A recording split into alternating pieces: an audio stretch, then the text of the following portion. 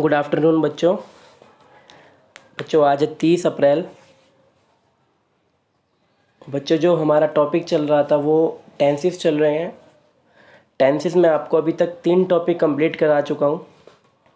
Present indefinite, present continuous, present perfect. ठीक है, आज जो हमारा टॉपिक चलेगा वो चलेगा हमारा प्रेजेंट परफेक्ट कॉन्टिन्यूअस। ठीक है, मैं आपको डेली वोकेबलरी भी कराता हूँ।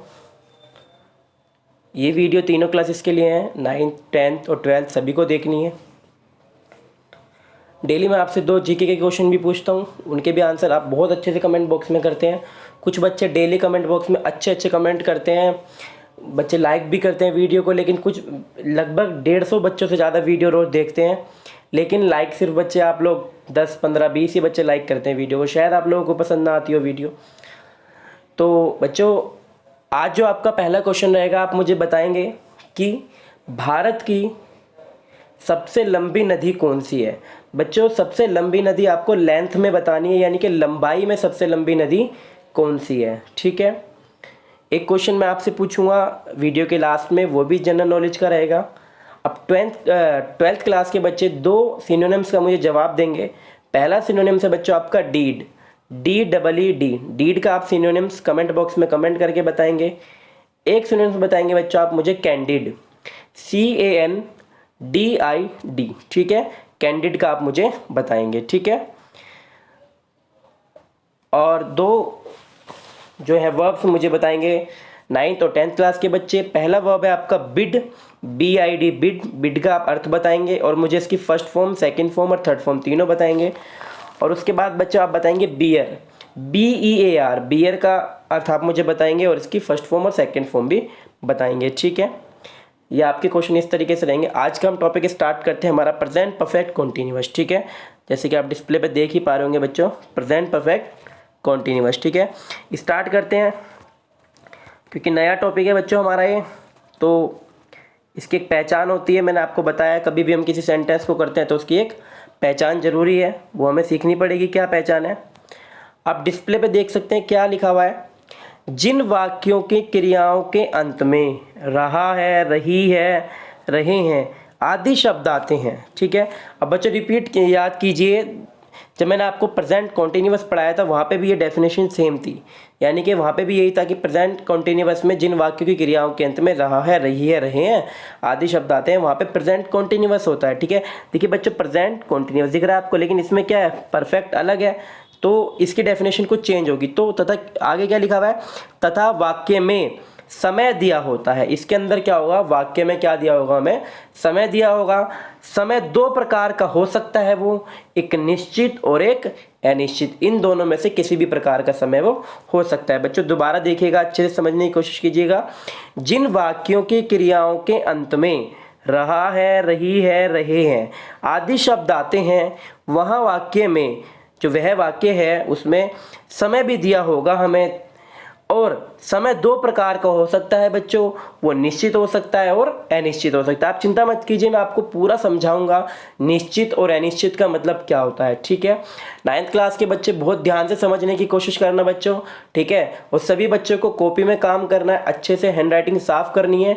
और जो मैंने आपको वर्क बोल रखा है, डेली आपको 16 अप्रैल से लेके और जब तक भी स्कूल खुलेंगे तब तक आपको राइटिंग, हैंड राइटिंग करनी है और उसके बाद भी कंटिन्यू रखनी है। ठीक है, हैंड राइटिंग तो इतनी साफ होनी चाहिए आपकी, इतनी साफ होनी चाहिए, बहुत ज़्यादा साफ होनी चाहिए।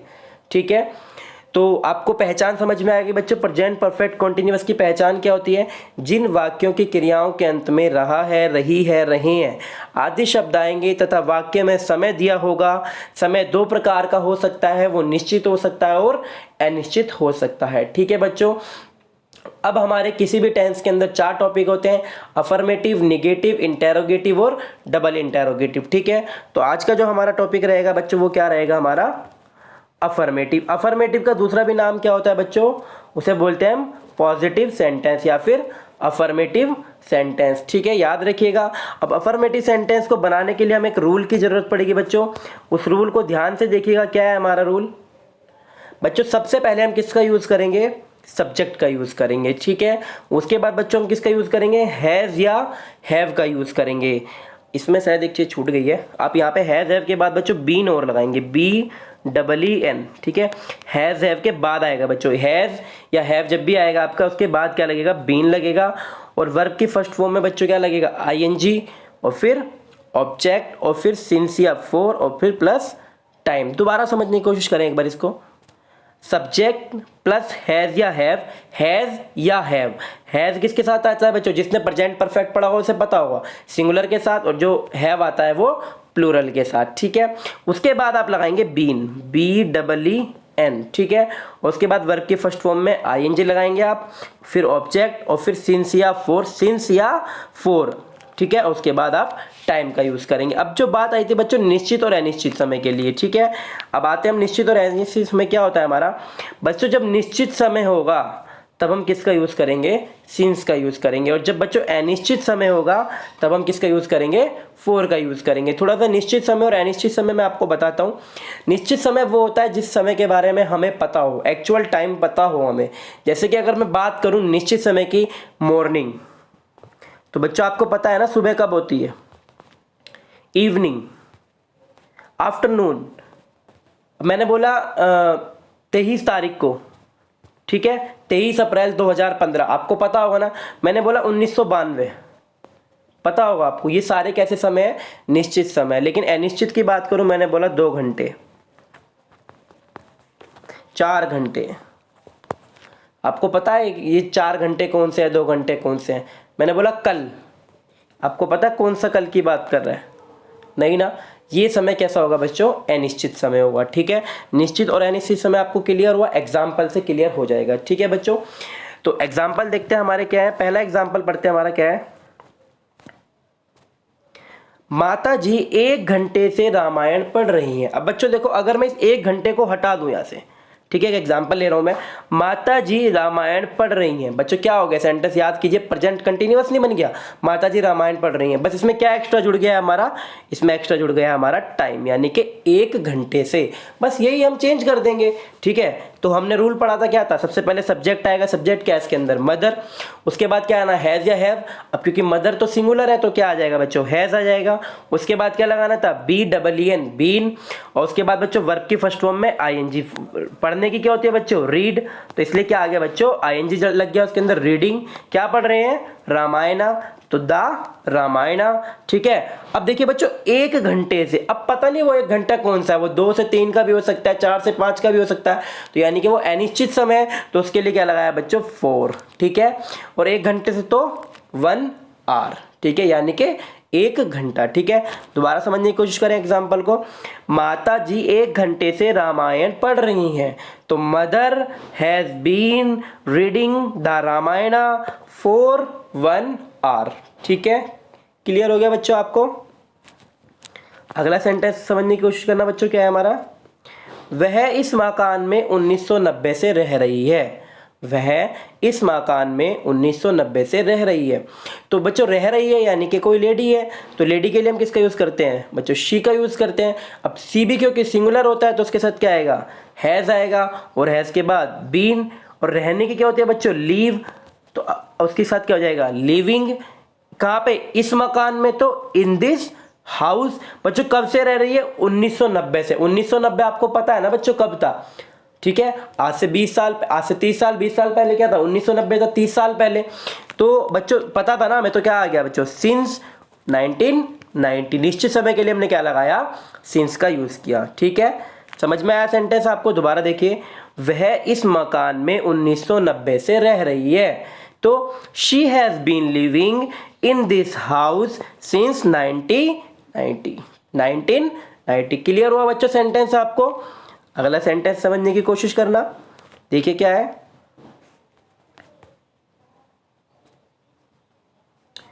वह इस स्कूल में 3 वर्ष से पढ़ रहा है।